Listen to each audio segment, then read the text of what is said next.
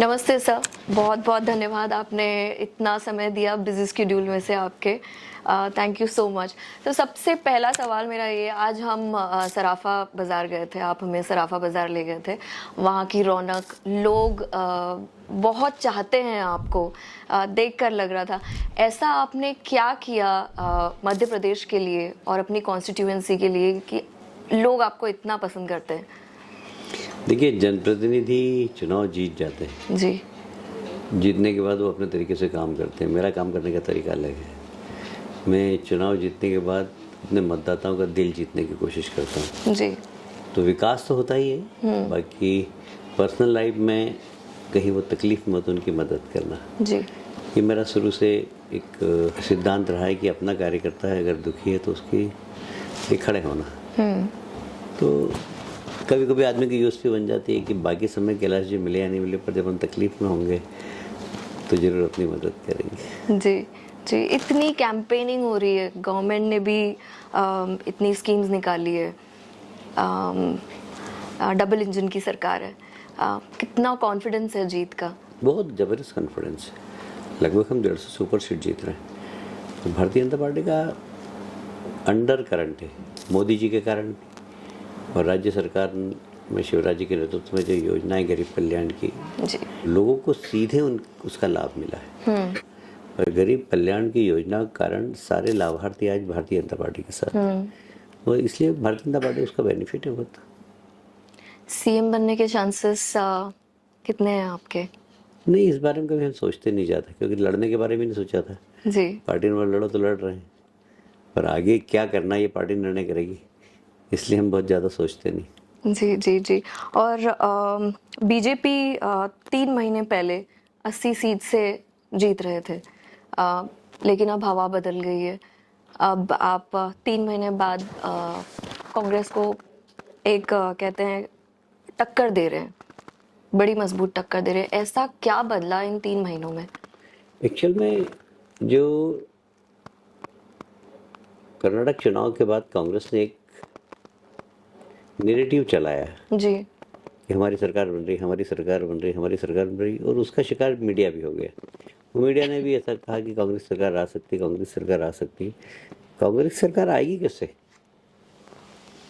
मतदाता वोट उसको देते हैं जिसके प्रति उनका विश्वास हो। कांग्रेस तो पिछले बार चुनाव के अंदर उन्होंने जितने वादे किए थे, एक भी वादा पूरा नहीं किया। उनके बड़े नेता, केंद्रीय नेता, वो भी आकर बोल के गए कि हम कर्जा माफ़ कर देंगे किसानों का, बेरोजगार नौजवानों को भत्ता देंगे, सेल्फ हेल्प ग्रुप की महिलाओं को सारा कर्ज उनका माफ़ कर देंगे, जितने भी शिक्षा के क्षेत्र में लगे हुए गुरुजी है, प्रोफेसर ऐसा इनको रेगुलर कर देंगे। इतनी सारे वादे किए थे, एक भी वादा पूरा नहीं किया। तो कांग्रेस टेस्टेड है और रिजेक्टेड है, और इसलिए कांग्रेस कभी सरकार मध्य प्रदेश में अब बना ही नहीं सकती। अच्छा, ओके। क्या मोदी जी के कैंपेनिंग से फर्क पड़ेगा? मोदी जी तो हमारे लीडर हैं और देश में उनकी छवि बहुत अलग प्रकार की है, जी। और सारा देश उनको नेता मानता है। यहाँ की कांग्रेस के लोग भी तारीफ करते हैं कि ऐसा नेता दुनिया के पास नहीं जो हमारे पास है। जी। तो मोदी जी के कैंपेन का तो बहुत फर्क पड़ता है। और मैंने बंगाल जैसे प्रदेश में देखा जहाँ पर कि भारतीय जनता पार्टी का कोई नेटवर्क भी नहीं था, वहाँ पर मोदी जी के आने से एकदम फर्क पड़ा है। तो मोदी जी का फर्क तो इस देश में पड़ता है, देश का दुनिया में पड़ता है अब तो। जी, जी, जी। जीत का श्रेय मोदी जी को जाएगा निश्चित रूप और से मोदी जी को ही जाएगा। हार का श्रेय? ये सब प्रश्नवाचक काल्पनिक प्रश्न करेंगे हम। हमें मालूम है कि हम जीत रहे हैं। जी। इंदौर को क्लीनेस्ट सिटी कहा जाता है और कई सारे अवार्ड्स भी मिल चुके हैं इंदौर को for being the cleanest city in India. दूसरी सिटीज इंदौर मॉडल से क्या सीख सकती है? देखिए, इंदौर के नागरिक इस शहर को अपना मानते हैं, जी। जैसे अपने घर को अपना मानते हैं, अपनी सामने की सड़क को अपना मानते हैं। यदि वो स्टेशन जाते हैं, रेलवे स्टेशन, तो उसको अपना मानते हैं। तो वहाँ गंदगी नहीं करते हैं। बाहर के लोग आते हैं, कभी कभी गंदगी करते हैं, हम टोक देते हैं उनको, भाई ये इंदौर है। जी। एक बार मैंने, एक गुजरात प्रदेश का एक व्यक्ति आया, उसने कार में से पानी की बोतल फेंक दी। मैंने एकदम नाराजगी व्यक्त की, उतरा मैं और मैंने कहा बोतल उठा के अपने साथ ले जाइए इसको। बहुत वायरल हुआ वो, कहाँ के हो? बोले हम गुजरात के हैं। मैंने कहा सड़क पानी की बोतल। तो हम लोग लोगों को सिखा सकते हैं। इंदौर में बहुत अपनापन है इस शहर के प्रति। जी जी। अम, क्या यूथ को पॉलिटिक्स का हिस्सा होना चाहिए? यूथ को देखिए, यूथ तो कल का भविष्य है, जी। और डेमोक्रेसी में यदि आज का युवा उसको हमने तैयार नहीं किया तो कल का नागरिक कैसे बनेगा वो। इसलिए पॉलिटिक्स में आना चाहिए, रुचि लेना चाहिए। और पॉलिटिक्स ऐसी जगह कभी वैक्यूम नहीं होता वहाँ। अच्छे आदमी नहीं आएंगे तो बुरे आदमी से भर जाएगा। इसलिए अच्छे लोगों को पॉलिटिक्स में आना चाहिए और प्लान करके आना चाहिए। बिल्कुल जी। तो यूथ कम रिसोर्सेस में एक चेंज मेकर कैसे बन सकता है? अगर यूथ आ जाता है पॉलिटिक्स में, कम रिसोर्सेस में चेंज मेकर कैसे बन सकता है इंडिया के लिए?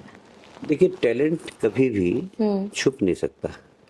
यदि व्यक्ति के अंदर नेतृत्व क्षमता है, यदि व्यक्ति के अंदर वक्तव्य क्षमता, बहुत अच्छा भाषण देता हो, यदि ऑर्गेनाइजेशन कैपेसिटी, बहुत अच्छा संगठन करता हो, तो ऐसे लोगों को हर राजनीतिक दल को आवश्यकता है। जी।